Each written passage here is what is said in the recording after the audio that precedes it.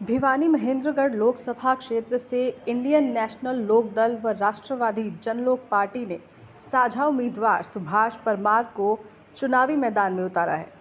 वहीं कार्यकर्ताओं ने भरोसा दिलाया कि दोनों पार्टियां मजबूती से आगे बढ़ेंगी और अपने उम्मीदवार को जिताकर पार्लियामेंट में भेजने का काम करेंगे।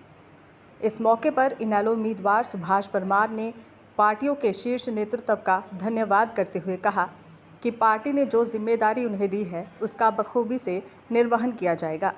साथ ही उन्होंने कहा कि भिवानी महेंद्रगढ़ के इस बार अप्रत्याशित परिणाम देखने को मिलेंगे। जो सबसे बड़ी पार्टी होने का दम भरती है उसे और कांग्रेस प्रत्याशी रावदान सिंह को चारों खाने चित करने का काम करेंगे। उन्होंने कहा कि जब उनकी सरकार आएगी तो उनका सीधा फोकस मूलभूत सुविधाओं पर रहेगा। उन्होंने कहा कि महिलाओं की जो बेकदरी हो रही है उस पर सख्त कानून बनाने का काम करेंगे।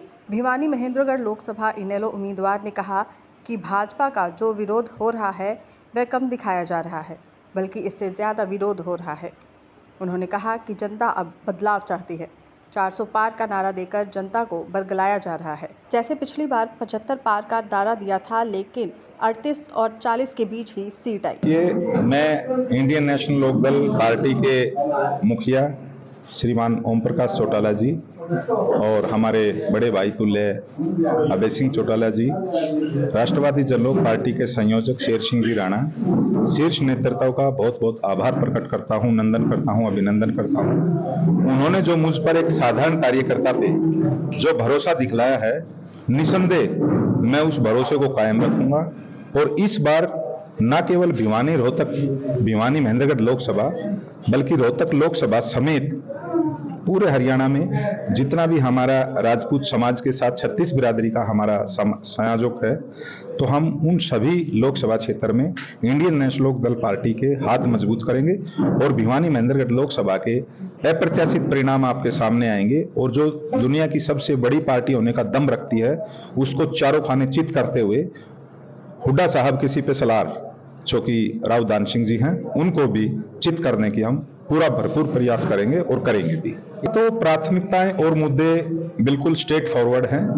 हम इंफ्रास्ट्रक्चर पे बात करने वाले लोग हैं, हम शिक्षा पे बात करने वाले लोग हैं, हम चिकित्सा पे बात करने वाले लोग हैं, हम कानून और व्यवस्था की बात करने वाले लोग हैं और हम अपने राज्य को उन्नति के रास्ते पे किस तरह से लेके जाएं, हम उस पर बात करने वाले लोग हैं।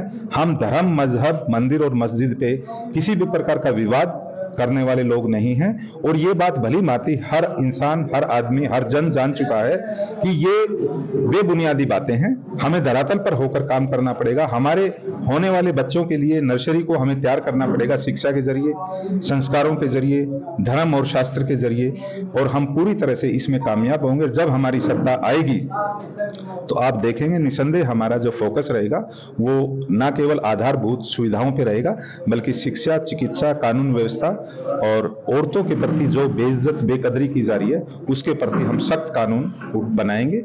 इस तरह की हमारी प्राथमिकता रहेगी। बीजेपी का विरोध का तो देखना ये लाजमी तौर पे देखने को मिलेगा और जितना विरोध आप देख रहे हैं हकीकत में उससे ज्यादा विरोध है, क्योंकि लोग बीजेपी से अभी इस तरह से डरे सहमे हुए हैं क्योंकि उनके पास टूल्स बहुत है, हथियार बहुत है। ईडी का हथियार है, सीबीआई का हथियार है, आईबी का हथियार है और यहाँ तक कि छोटे से छोटे कार्यकर्ताओं पे भी वो अपनी सरकार, अपनी सत्ता के जरिए जिस तरह से चाबुक चला रही है, तो कहीं ना कहीं आपको अंदर खाने इससे भी ज्यादा विरोध उनका नजर आएगा। और ये जाते हुए लोग हैं, इनकी सरकार जा रही है और जिस तरह से मोदी साहब ने नारा दिया था 400 पार का, ये उनका एक बड़ा फाल्स स्टेटमेंट है, एक झूठा साहस है जिसके तहत वो 400 पार का नारा देकर लोगों को बरगलाना चाहते हैं। जैसे उन्होंने हरियाणा में 75 पार का नारा दिया था तो बामुश्किल वो 40-38 सीट तक पहुंचे थे और उन्होंने उन बैसाखियों का सहारा लिया था जिन बैसाखियों को पानी पीकर गाली देने के बाद उन्होंने उनके साथ सत्ता के लिए लड़ाई लड़ी थी और फिर उन्हीं बैसाखियों के सहारे उन्होंने 5 साल तक न केवल मलाई खाई बल्कि लोगों को धोखा भी दिया और लोगों के साथ छल भी किया। इंडियन नेशनल लोकदल पार्टी और आरजेपी पार्टी ने मिल के एक साझा उम्मीदवार हमारे को दिया है सुभाष परमार जी के रूप में और हम लोग जब इनसे मिले हैं तो बहुत अच्छा लगा। इनके विचारों से हम बहुत प्रभावित हैं और ये एक बहुत ही अच्छा डिसीजन है।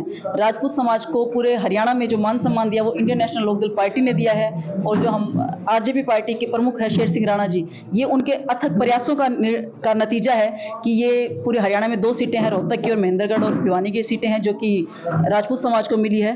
तो मैं तो राजपूत समाज से भी ये से रिक्वेस्ट करना चाहूंगी कि इस महत्व को समझें और जो आज उनको एक सौभाग्य मिला है इस मौके को ना चूकें और डंके की चोट पे जो हमारे सुभाष परमार जी हैं उनको एमपी के सीट पे भेजें, ताकि लोग आज तक पूरे हरियाणा में एमपी की सीट किसी राजपूत को कभी नहीं मिली है, तो उस सीट पे आज पहुंचाने का काम इंडियन नेशनल लोकदल पार्टी और आरजेपी पार्टी अपनी मेहनत से कर सकती है और अभी समय है अपना सही निर्णय लेकर इनको उस स्थान पे पहुंचाया जा सकता है। तो हम तो सभी से यही आग्रह करेंगे कि इंडियन नेशनल लोकदल पार्टी और आरजेपी के जो साझा उम्मीदवार है सुभाष परमार जी, इनको वोट करें, इनका सपोर्ट करें। आज जो है पहली बार जो हमारी पार्टी के साझा उम्मीदवार है सुभाष परमार जी वो भिवानी पहुंचे हैं।